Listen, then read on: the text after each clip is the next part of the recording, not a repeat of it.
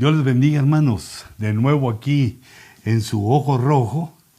Un privilegio para mí estar con ustedes.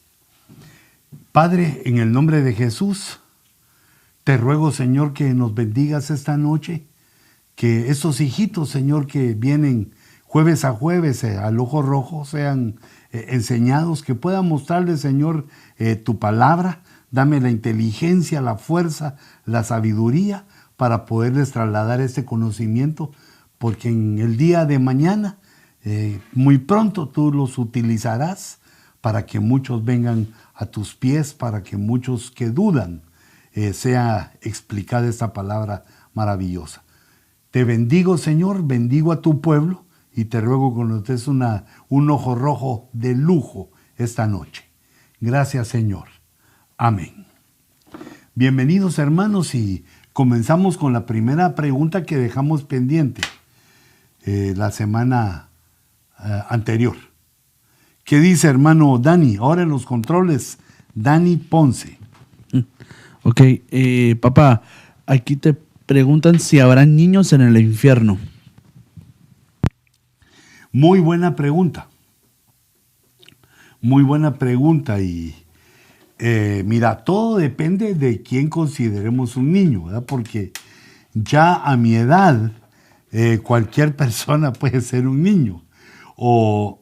Pero fíjate, dejando ese punto, mira, para perderse en el infierno se necesita primero rechazar a Cristo y segundo, hacer cosas conscientemente malas.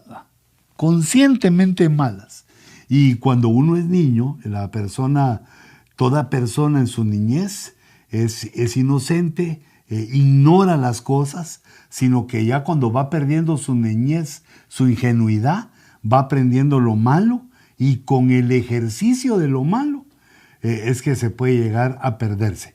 Pero niños en el infierno creo que no van a ver.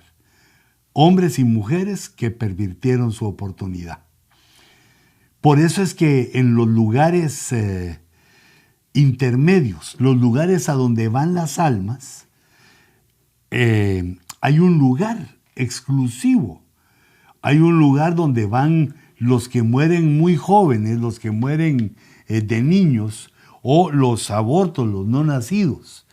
Ese es el lugar que menciona Job en su libro, en el cual da a entender que es el lugar donde descansan los niños hasta que llegue el momento de la restauración de todas las cosas. Hay un lugar específico, pero no infierno, sino que hay un lugar donde ellos se desarrollan, es su alma, digamos, su alma para cuando llegue el momento de la resurrección.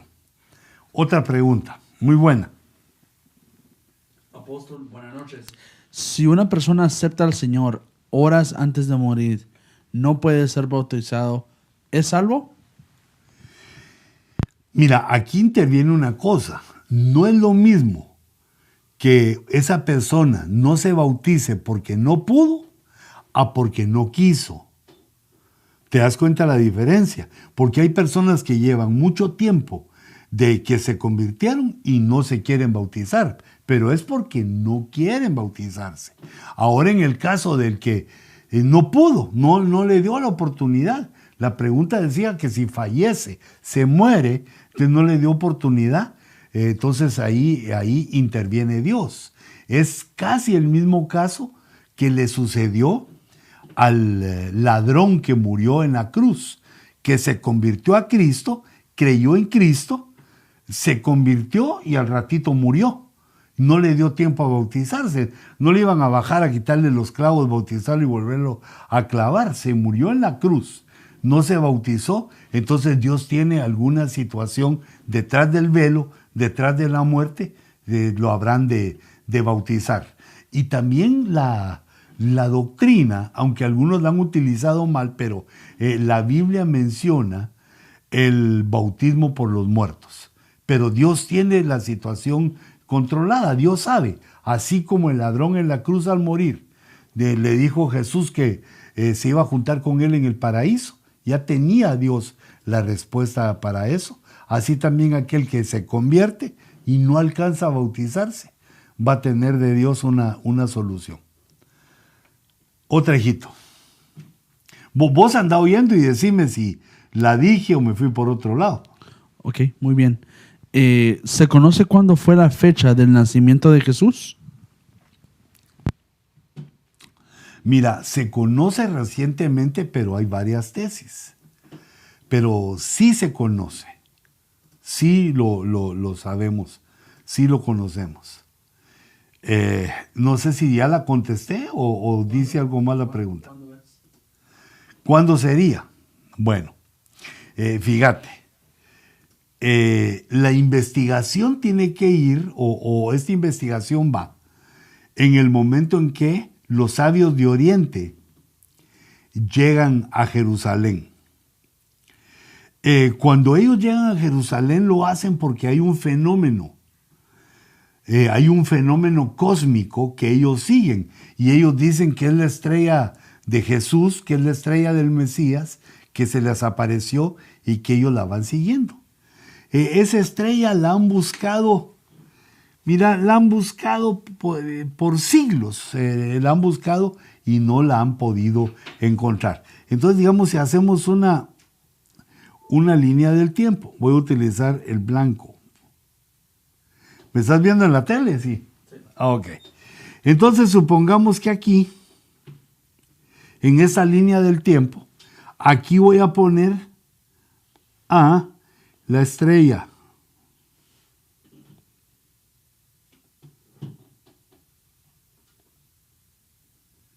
La estrella, que fue cuando nació Jesús. La estrella de Belén. Entonces, este fenómeno cósmico, que no pudo ser encontrado en el pasado, lo buscaron uno de los más grandes astrónomos en la historia de la humanidad, fue un hombre llamado Kepler. Kepler, qué genio, qué genialidad.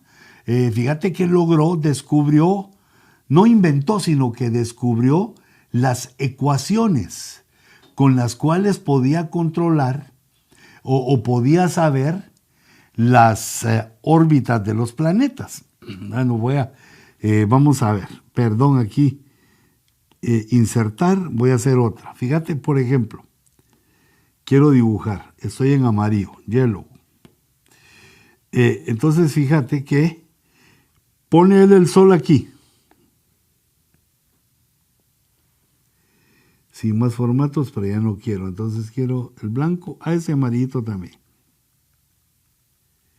Pone el sol y se da cuenta que habían varios objetos que giraban alrededor del sol, que tenían así sus órbitas y que giraban alrededor del sol. Y entonces él se dio cuenta que esos eran planetas. Estos puntos de aquí eran planetas que se iban moviendo con los días, con el tiempo. Se iban moviendo en el cielo. Pero que atrás de los planetas estaban las estrellas. Los planetas estaban a unos miles de millas de distancia, pero los planetas estaban a años luz. Atrás digamos, esta es la Tierra. Aquí mirando los planetas, pero cuando miraban más allá, miraban infinitos puntos que eran estrellas. Son lo que llaman ellos el plano estelar, donde hay un montón de estrellas que casi no se mueven, porque están, o sea, sí se mueven, pero están tan lejos que no notamos su movimiento. Quedan a años luz de distancia. La estrella más cercana está a 70 años luz de distancia. Imagínate, 70 años de la Tierra viajando en la misma dirección a la velocidad de la luz para llegar a la primera estrella, la estrella más cercana. Entonces están lejísimos. Imagínate, la velocidad sería 300,000 kilómetros por segundo. Imagínate un día, un año, 70 años, ¿cuántos segundos serán? Y al multiplicarlos por las mías, vienen los chorros de ceros. Entonces él se dio cuenta de esto y empezó a buscar cuál fue el fenómeno que vieron los Reyes Magos para llegar a decir a Jerusalén que había nacido un rey, que un rey había nacido y que le llevaban regalos al rey. ¿Cómo supieron que en Jerusalén, en Judá, había nacido un rey y que iban a adorarlo? No era un rey cualquiera, iban a adorarlo. Por eso es que Herodes se descontroló. Entonces este Kepler, que descubrió las ecuaciones para calcular las órbitas, investigó, porque él era evangélico, él era cristiano, él quería saber lo que tú deseas saber, cuándo nació Jesús. Y él sabía que iba a poder ubicarse mejor si descubría cuál había sido el fenómeno. Pero él lo buscó y lo buscó y lo buscó y no lo encontró. Porque él estaba, digamos, en ese momento la civilización decía que Jesús había nacido en el año 1. Año 0 no hubo. Año 0 no ponían. Aquí está el año 0. No ponían. Entonces aquí está el año -1. No, ese mejor no es. Aquí están los años atrás. Entonces él buscó alrededor del año 1, 2, buscó y no encontró. Luego había otra tesis, que Jesús había nacido en 7 años antes del año 1 y se fueron a buscar y no hallaban cuál era el fenómeno. Hasta que ya con las computadoras hallaron un fenómeno que ocurrió en el año 3, te lo voy a poner con grandes letras, en el año 3 antes de Cristo. Ocurrió un fenómeno que el rey de las estrellas, la estrella más grande,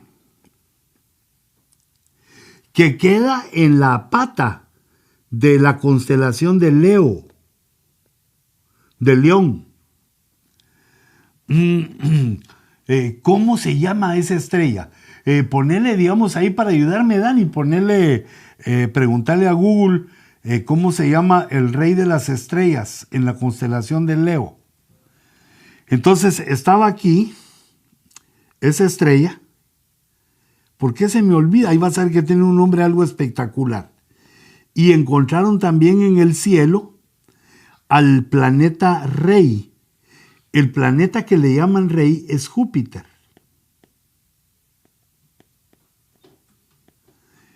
¿Y la estrella? Todavía no sabemos. ¿Cómo dijiste? Si me decís el nombre, la estrella rey en la constelación de Leo.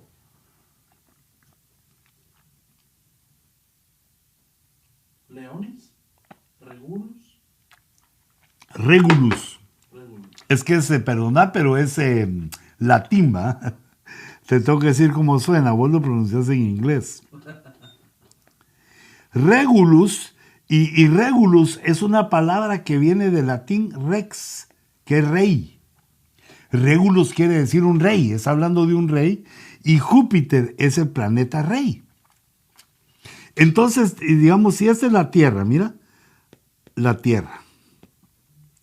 Por medio de computadora se descubrió que desde la Tierra, viendo para acá, mira, en el año 3 antes de Cristo, venía en su órbita, de aquí para acá, mira. Venía en su órbita. ¿Están viendo, mijo? Sí. ¿Se mira en la pizarra? Sí, señor. Mira, viene Júpiter aquí dando su vuelta al Sol y hace hay una coincidencia. Hacen una conexión, pero no es literal, sino que a la vista del hombre, como está viendo desde la Tierra el hombre, el planeta Júpiter viene y hace una conjunción. Esa es la palabra. Conjunción. El planeta rey con la estrella Rey, que está en la pata de la constelación de Leo, en la pata de León. Entonces eso, como los dos son los reyes, son grandotes, produjo en el cielo la conjunción, produjo un luzazo. Esa conjunción fue, o según lo que estos descubrieron, fue el evento cósmico que llamó la atención a los sabios de Oriente, que el planeta Rey tuviera una conjunción con el rey de las estrellas. Y entonces pasó el tiempo y siguió el planeta Júpiter en su órbita para acá. Pero resulta que de pronto gira Júpiter y vuelve a regresar en la trayectoria para hacer una segunda conjunción con la estrella Regulus, con la estrella Rey Regulus. Regresa, debió haber seguido aquí, mira, pero regresa. Mira, la primera vez que yo leí eso del regreso, no me cachó en la mente que el planeta fuera caminando en la órbita y de repente regresara. Pero cuando lo investigué, cuando lo fui a leer, ese movimiento existe. Se llama movimiento retrógrado.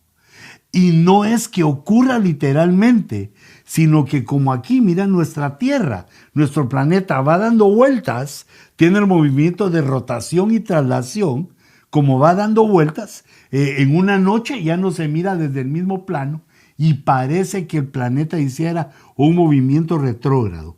Desde la Tierra se ve que regresa a Júpiter y hace una segunda conjunción. Ya había habido una, ahora sí una segunda conjunción. Y los sabios de Oriente la miran. Los que dieron testimonio en Mateo. No, eso lo escribió Mateo, pero ellos dieron testimonio de que algo había pasado en el cielo y que vieron una segunda conjunción entre los reyes. El rey de los planetas y el rey de las estrellas. Y entonces resulta que Júpiter hace la segunda conjunción y sigue en su órbita. Sigue en su órbita, solo que en una órbita contraria. Y resulta que de pronto vuelve a girar Júpiter. Todo esto es sacado por computadora. La computadora revisando el cielo en las semanas, por siglos, revisando y revisando los años, hasta que encontró este evento, la triple conjunción de los reyes del cielo. Entonces, esto sucedió, esta triple conjunción de Júpiter y Regulus, sucedió en el año 3 antes de Cristo. Entonces, ¿cuándo nació Cristo? En el año 3 antes de Cristo. Quiere decir que el cálculo que hicieron del año 1, que se llamó el año Domini, fue un error de cálculo, muchos errores.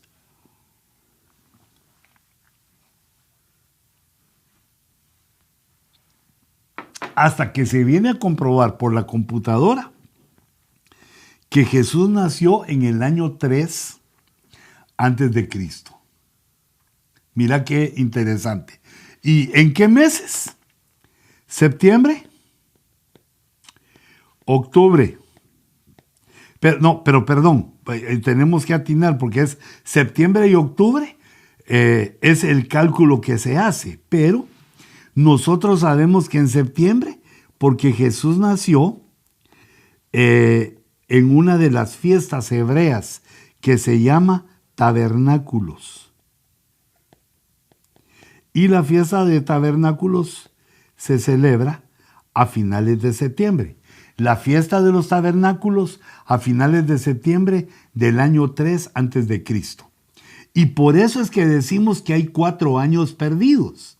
Porque nosotros estamos aquí en el 2020 contando desde el año 1. Contando desde el año 1. Pero se debe contar desde el año 3 antes de Cristo. Y el año 3 entonces son 3 años, ¿verdad? 1, 2, 3 años. Pero como el año cero no se contó, 4 años. 4 años perdidos desde el 2020. Quiere decir que literalmente estamos en el 2020 más 4, que es en el 2024. Contando así. Entonces sí tenemos una idea. Sí sabemos que Jesús nació en la fiesta de los tabernáculos del año 3 antes de Cristo. Otra pregunta. Me fui mucho ahí para explicarla. Está bien. Bendiciones, apóstol. Apóstol, ¿podría explicar por qué nosotros no debemos de celebrar la Navidad? Mira, sí. Mira, hay cosas que traen influencias, son como puertas. Una de esas puertas son las fiestas paganas, digámoslo así, son las fiestas que son paganas, que tienen tendencias paganas. Mira, hay 3 tipos de fiestas, digamos. Hay fiestas que son humanas, fiestas que son neutrales, digamos, el Día de la Madre, el Día del Padre, tu cumpleaños, mi cumpleaños, el Día del Pastor, jajaja, o sea, que son días, el día, digamos, de los caídos, el día de la independencia. Son fiestas que se celebran por nuestra cultura, fiestas que son importantes para la nación, digamos, o para la persona. Pero cuando las fiestas son paganas, ahí se involucran espíritus. Se involucran 2 cosas. Primero, espíritus inmundos o demonios. Porque la fiesta es puerta. La fiesta es una puerta. Y por eso te das cuenta que las fiestas paganas tienen que ver con el mal y tienen que ver con la idolatría. Que ambas cosas abomina a Dios. Tiene que ver también aquí la mentira. Fíjate, por ejemplo, en Navidad se está celebrando el cumpleaños de Jesús y Jesús no nació ahí. Entonces, es una mentira. La mentira ya está mala. Ese cumpleaños falso, que es y una idolatría, porque es a dioses paganos que se celebraba ese día. Y además, la fiesta es una puerta en la cual el mal, el mundo espiritual del mal, puede venir a nuestras vidas. Y yo, mira, me baso en que a Dios le agrada la verdad. Dios ama la verdad en lo íntimo. Entonces creo que nosotros no debemos celebrar pero lo que no es verdad. Lo que no es así, no fue así, es un invento del mal. No sabemos de cómo vino, pero es del mal. No debemos participar en ello. A mi criterio, no se debe participar en ello. Es una mentira, Santa Claus no existió. Lo de los regalos, eso no me quito de que nos demos un regalo, qué alegría, somos hermanos. Pero eso no hace verdadera la fiesta. Y todo lo que no es bueno, pues es malo. Así que yo te aconsejo de que eduques a tu alma, ejercites a tu alma para entender que esa no es una fiesta de Dios y que puede atraer al mundo del mal a tu vida o a tu familia. Pero que hay otras formas donde sí podemos celebrar. Por ejemplo, te invito el viernes al culto, que vamos a hacer una celebración a Dios, y también el domingo. Es muy importante, aunque no se ve, es muy importante esta situación. No participemos en las fiestas que tienen conexión con la idolatría. Otra pregunta. ¿La tenés ahí? Sí, espera. Okay. Aquí también ya las 2 preguntas para que ya que estamos en el tema. ¿Qué pensás de celebrar Thanksgiving? ¿Por qué Thanksgiving sí?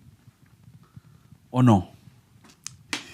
Mira, Thanksgiving para nosotros, para los latinos, es una fiesta que no tiene sentido. O sea, no lo entendemos lo que pasó, pero los americanos sí entienden bien el día que dieron gracias, entienden bien eso. pero fíjate, es el día de dar gracias a Dios. Entonces ahí yo no le veo, en primer lugar, no veo que le den gracias, sino que se coman a los pavos. Entonces es una celebración donde se quiso recordar que todos los humanos debemos dar gracias a Dios. Pero date cuenta de la diferencia, porque esa es una fiesta que la instauraron porque les fue bien y le dieron gracias a Dios. En cambio, Navidad es una fiesta religiosa. Es una fiesta religiosa donde se celebra algo que no es verdad. Hay un engaño ahí. Y creo que sí me gustaría conocer más de la fiesta de la Acción de Gracias, pero yo la veo inocua, porque no veo que se pongan gracias o se disfracen o hagan cosas feas, sino que pues solo es el día que le dan gracias a Dios y que se dan una buena cenada en familia. Otra. Bendiciones, apóstol. En el Bimá de Cristo, ¿estarán todos los cristianos aunque estén alejados en la actualidad? Bendiciones. Sí, hijito. Fíjate, eso le cuesta a muchos entender y creo que sí, hay que seguirlo meditando, reflexionarlo para tener una idea.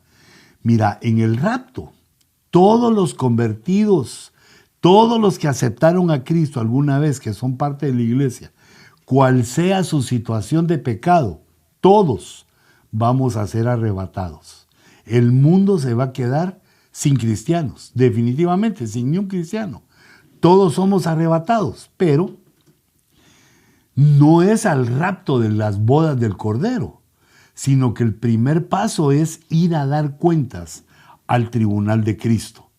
Y entonces ahí tenemos que ir todos, los que estaban consagrados, los que estaban bien portados y también los que estaban alejados.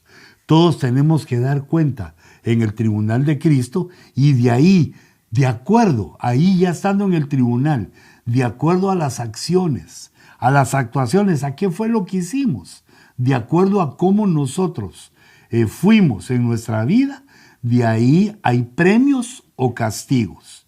Y uno de los castigos es los que estaban alejados se regresan, no van a las bodas, sino que se regresan y se regresan a la tribulación.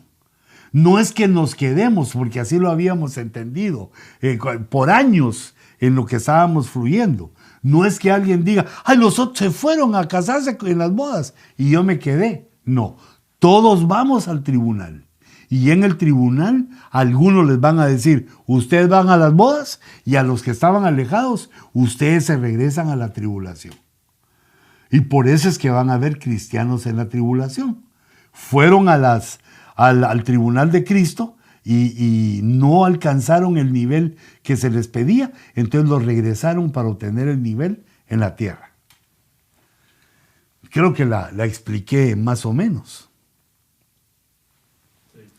No sé si tenemos alguna otra pregunta. Sí, tenemos un par más. Solo para clarificar esa pregunta. Entonces, todos que aceptaron a Cristo, aunque aceptaron y se fueron de regreso al mundo, todos van al Bimá. Y por eso me imagino que la fe de toda esa gente que no creyó, me imagino que sería como solidificada, ¿verdad? ¿O estoy mal? Sí. ¿Verdad? Así pudieran seguir a Cristo durante esos tiempos difíciles, me imagino, ¿verdad? Imagínate si vieron el tribunal, Claro. vieron eso sobrenatural, que tú usas la palabra bonita, se solidifica la fe, se pone fuerte la fe para soportar todavía el tiempo que les falta en la tribulación. Okay. Solo preguntaba eso, gracias. Qué bueno, quiere decir que sí lo expliqué, sí entendimos. Sí. Ok, bendición, apóstol. Tengo un par de preguntas. ¿Cómo sabe uno que ha sido bautizado con el Espíritu Santo? Bueno, mira, primero hay evidencia. La evidencia es el hablar en lenguas.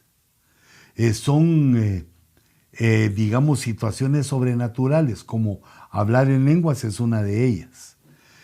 Esa es una. Y otra es que tiene uno una certificación adentro.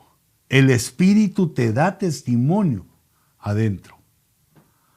Entonces son esas dos señales que uno sabe que algo pasó porque algo pasó. Si te piden que lo expliques, es difícil de explicar, pero uno sabe en su corazón que algo pasó. ¿Y cuál es la muestra? Que cuando adoramos, cuando estamos ahí, hablamos en lenguas. Y hay que hablar en lenguas, porque las lenguas edifican.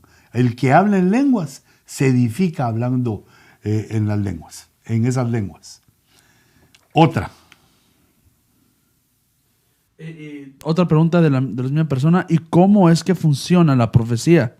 ¿Dios les muestra qué decir o cómo es? Gracias.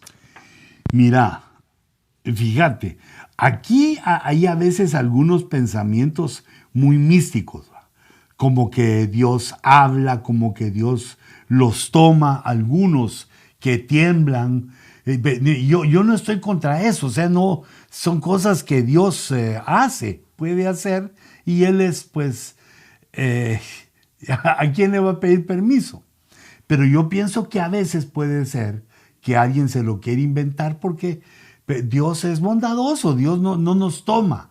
No es que nos toma como que fuera un espíritu, sino que el espíritu, dice Apocalipsis 19, dice que el espíritu fluye, el espíritu de profecía fluye en el profeta. Y fluye quiere decir que funciona solito. Es decir, no hay que decir, ahorita voy a profetizar y voy a profetizar esto y esto, sino que empieza a fluir y Dios le va dando de lo que hay en el corazón.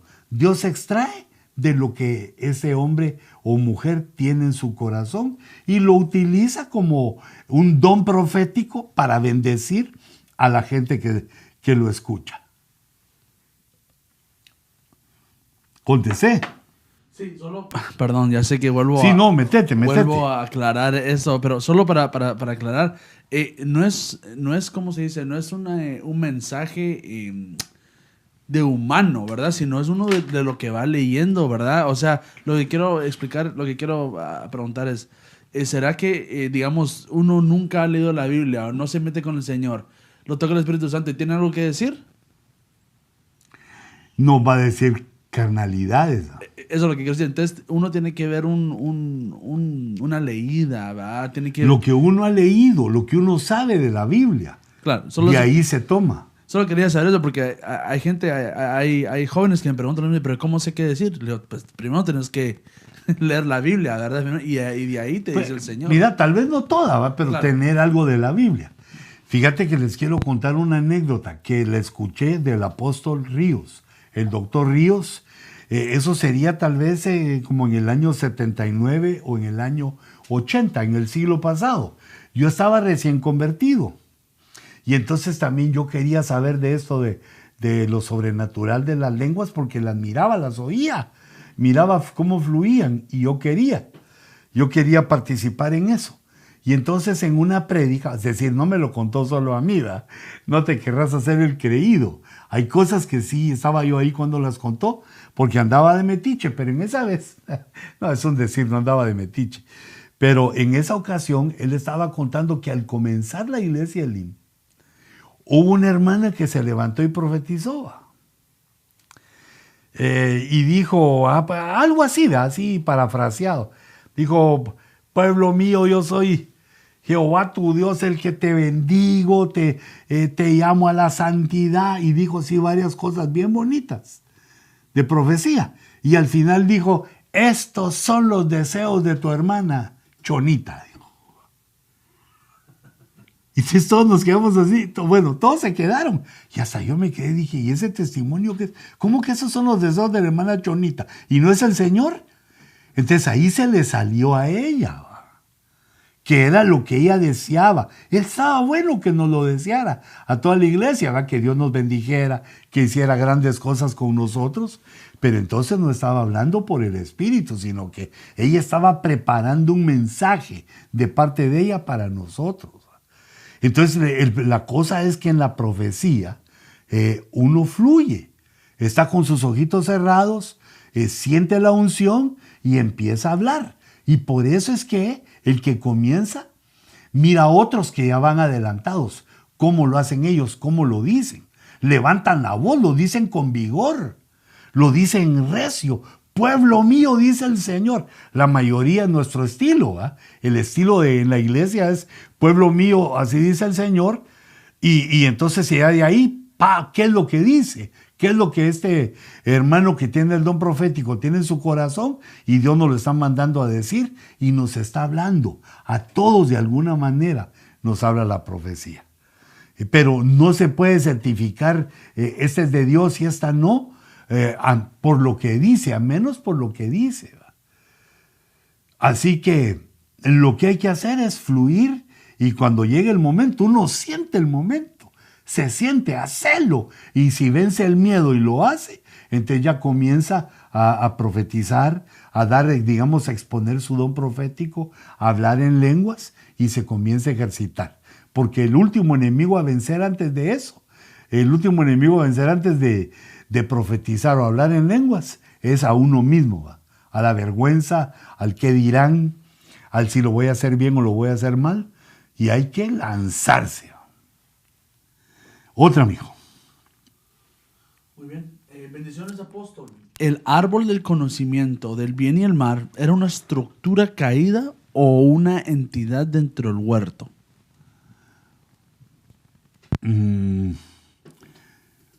Mira, me cuesta como verlo así, como una estructura caída, porque no, sino que era, en el huerto era este complemento, mira.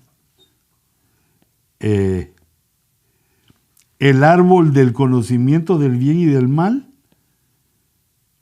y el árbol de la vida. El árbol de la vida te lo puse con esos frutos rojos. Y el árbol del conocimiento del bien y del mal tipifica en el huerto. El árbol de la vida es Cristo.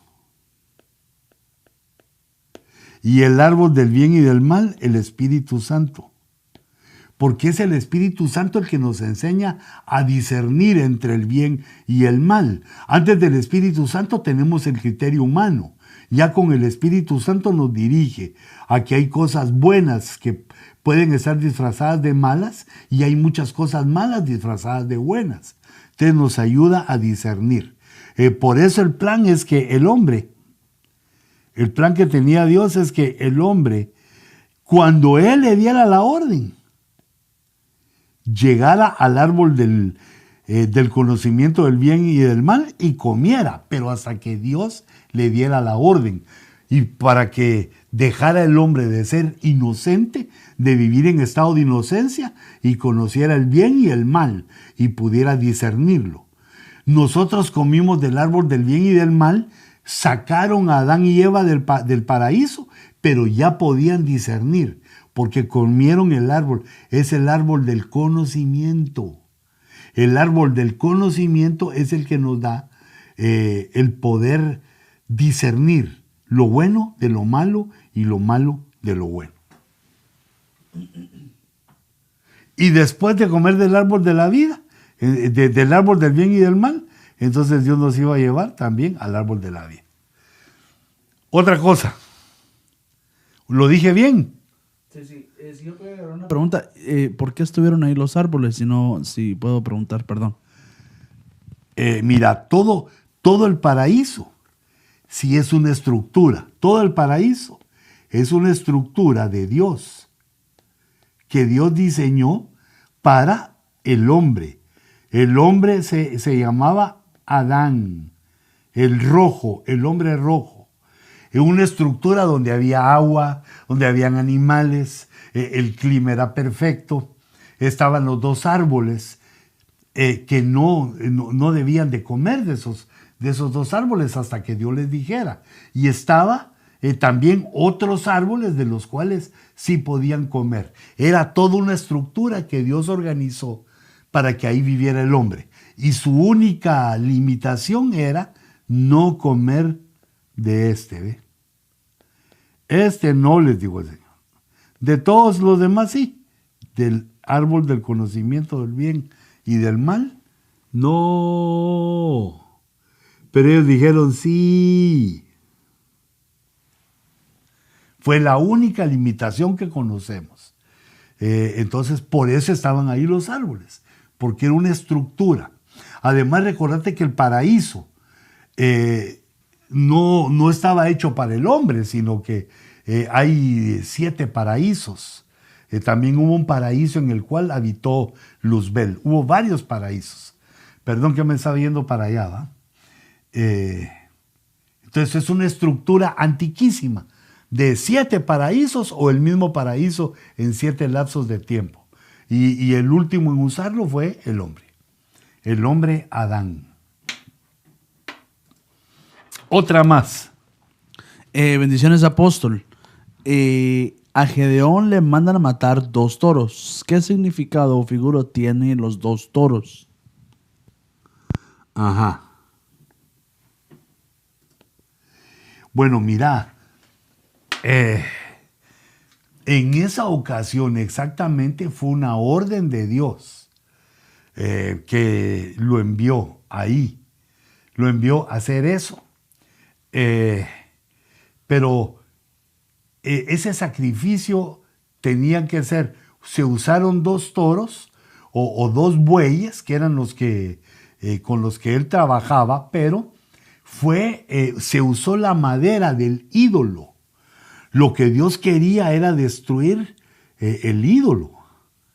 Destruir el ídolo que hacía a los hebreos idólatras, y en lugar de eso, que se supiera de que el único Dios es Jehová.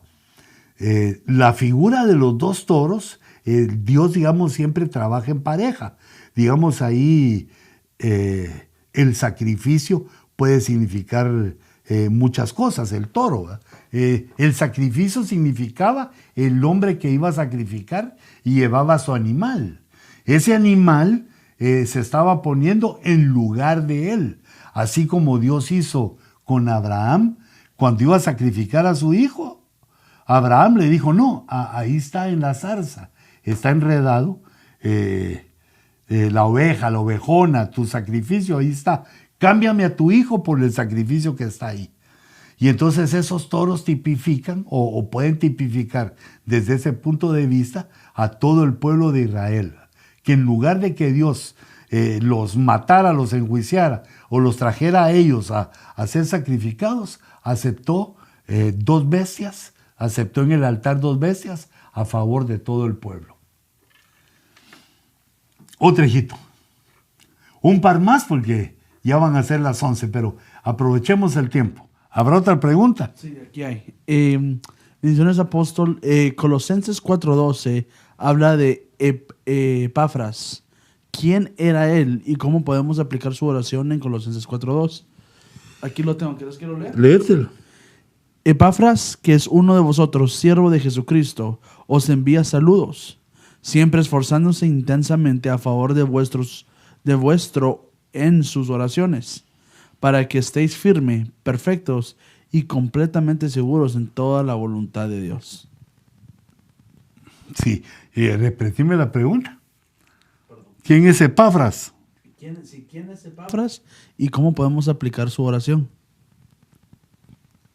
Mira, Epafras era uno de los ministros del equipo del apóstol Pablo. El apóstol Pablo tenía varios discípulos de lujo. Ahí estaba Timoteo, estaba Filemón, Onésimo, Tito. Habían muchos de los ministros que estaban bajo su cobertura. Uno de ellos, Epafras. Era uno de los que iba a visitar, era uno de los del equipo ministerial que el apóstol Pablo enviaba a visitar a las iglesias que se habían constituido. Entonces dice Epafras que es uno de vosotros, o sea que cristiano, es uno de nosotros. Es siervo de Jesucristo, os envía saludos, o sea que ya los conocía a los hermanos de Colosenses. Y entonces aquí Pablo les da el testimonio que siempre estaba orando intensamente, o sea que era un intercesor, estaba orando por la iglesia de Colosas para que estén firmes, Para que no estuvieran ahí tropezando y cayéndose ante todo pecado, para que estéis firmes, perfectos y completamente seguros en toda la voluntad de Dios. O sea que la petición de la intercesión de Epafras es que la iglesia de Colosas se mantuviera firme, las tres cosas, firme, perfecto y seguros, completamente seguros de la voluntad, de las promesas, de todas las situaciones del Evangelio, para que fuera una iglesia poderosa. Y vemos que lo es, porque aquí queda en la historia de las epístolas, queda esta fabulosa epístola del apóstol Pablo a los colosenses, que mira qué chiquita es, solo 4 capítulos, y tiene unas cosas tan deliciosas, tan hermosas, que bien vale la pena leerla unas 16 veces. Ahora fíjate, digamos, como estás viendo aquí en mi... lo que se puede hacer también aquí es, me pongo esta raquetita, voy a borrar y voy a poner el nombre de la persona, Epafras, y lo busco, solo ahí aparece. Ah, no, Eparras puse yo, no, eso lo corrigió. Epafras. Epafras aparece en 3 versículos. En Colosenses 1:7 dice, tal como lo aprendisteis de Epafras, nuestro amado consiervo, quien es fiel servidor de Cristo de parte nuestra. O sea que lo enviaban a enseñar, tal como lo aprendisteis de Epafras. Lo mandaban a enseñar, el consiervo de Pablo, de su equipo, fiel servidor de Cristo. Después del que leímos, que es donde sale como intercesor para que la iglesia permanezca firme, perfecta y completamente segura. Y en Filemón 1:23 aparece en los saludos que da Pablo, que Epafras saluda a, ¿cómo se llama este? A Filemón. Y aquí se da otro dato importante de Epafras, mi compañero de prisión en Cristo Jesús. Quiere decir que Epafras había estado pues en la cárcel con el apóstol Pablo. Entonces ya no solo era parte de su equipo, sino que también ya le había tocado sufrir juntamente con el apóstol. Que muy interesante, y así hay un montón de hermanitos que se mencionan 2 o 3 veces. Mira, aquí dice Filemón 1:23, te saluda Epafras, mi compañero de prisión en Cristo Jesús. También Marcos, Aristarco, Demas y Lucas, mis colaboradores. La gracia del Señor Jesucristo sea con vuestro espíritu. O sea que era un equipón ministerial que tenía el apóstol Pablo, que los mandaba a los siervos, a las iglesias constituidas. Otra pregunta. Ok. ¿Qué pasa con el espíritu de las personas que mueren sin Cristo? ¿O pasa lo mismo con el espíritu de los creyentes?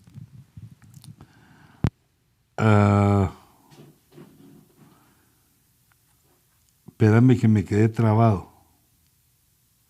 Bueno, ya pasó. Perdón, repetime la pregunta, ¿qué pasa con los espíritus? ¿Qué pasa con los espíritus de las personas que mueren sin Cristo? ¿O pasa lo mismo que con el espíritu de los creyentes? No, mira pues. Digamos, esta línea que voy a poner aquí en amarillo, esta línea es el límite, esa es la muerte, el estado de la muerte, y ese es el estado de la vida biológica. Entonces aquí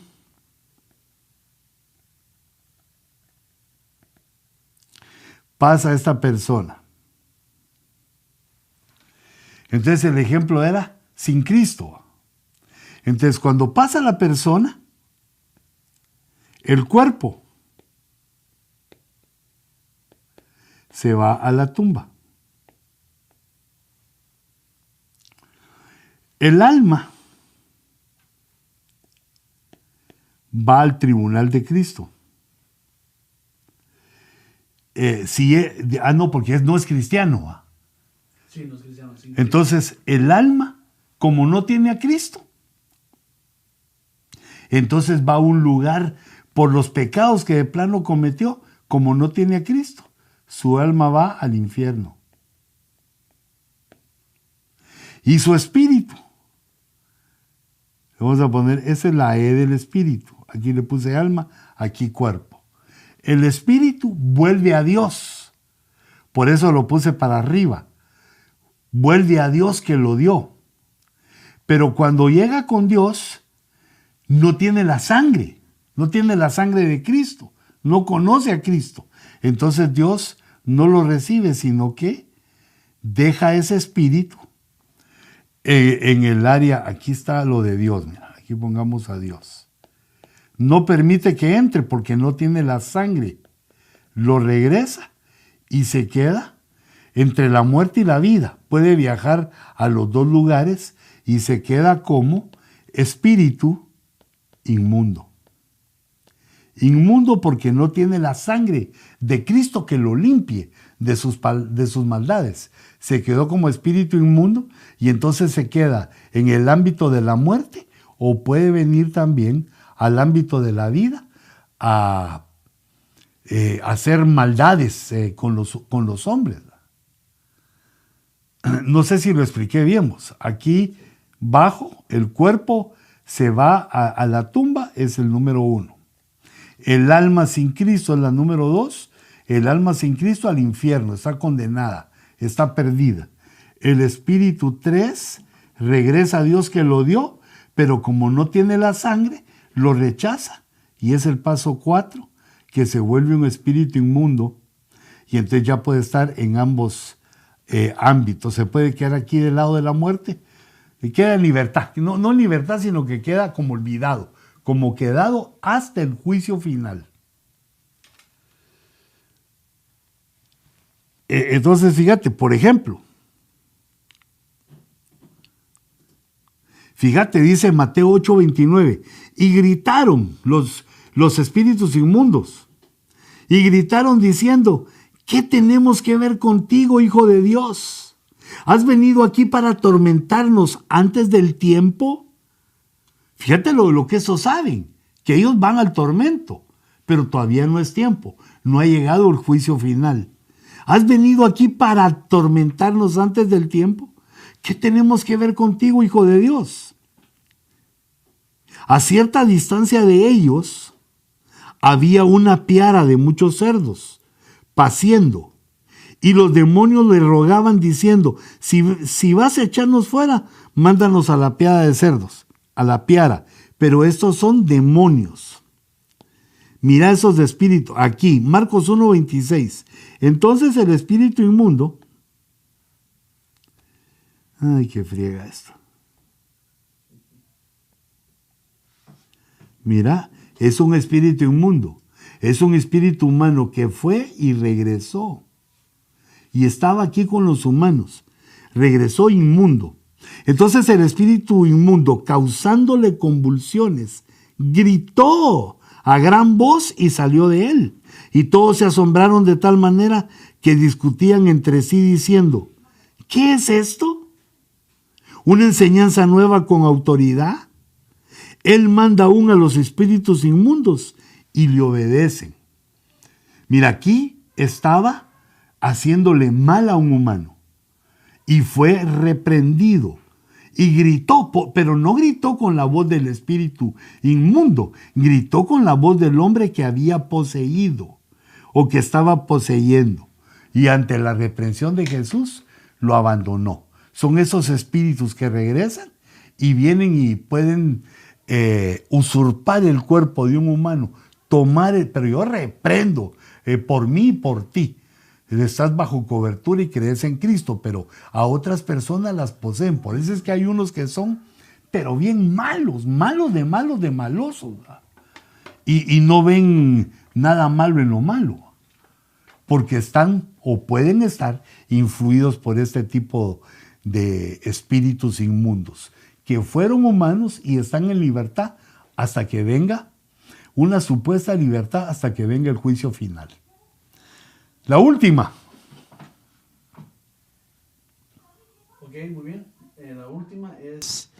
bendiciones apóstol, en la iglesia donde nací en Cristo, siempre me dijeron que la mujer que habla en Apocalipsis 12:1 se refiere a la Virgen de Guadalupe y que es la madre de la ramera. Siempre lo creí, que ¿por qué tal cual la especifica así y son las características de la Guadalupe, perdón? ¿Es cierto?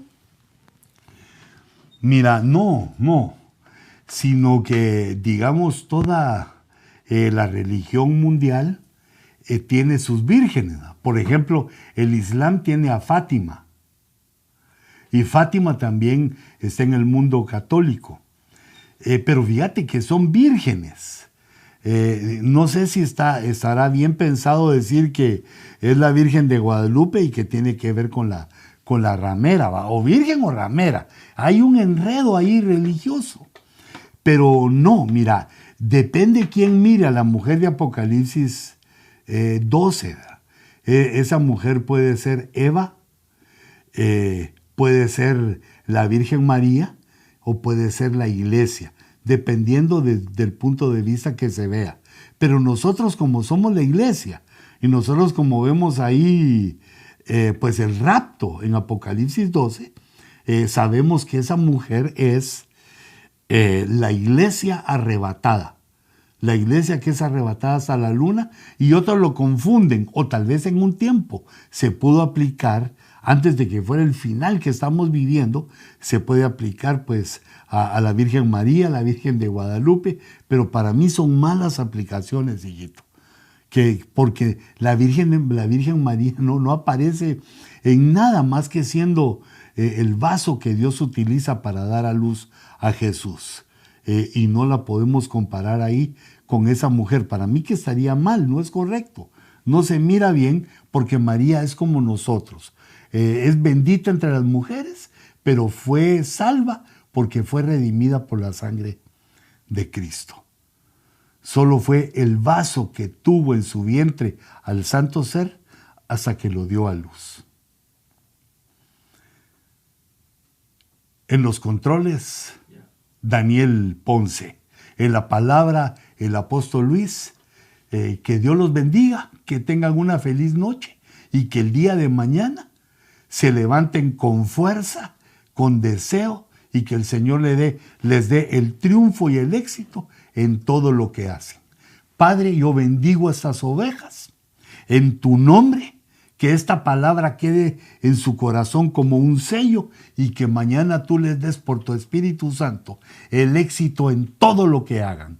Los bendigo en el nombre de Jesús y nos vemos en el próximo Rojo.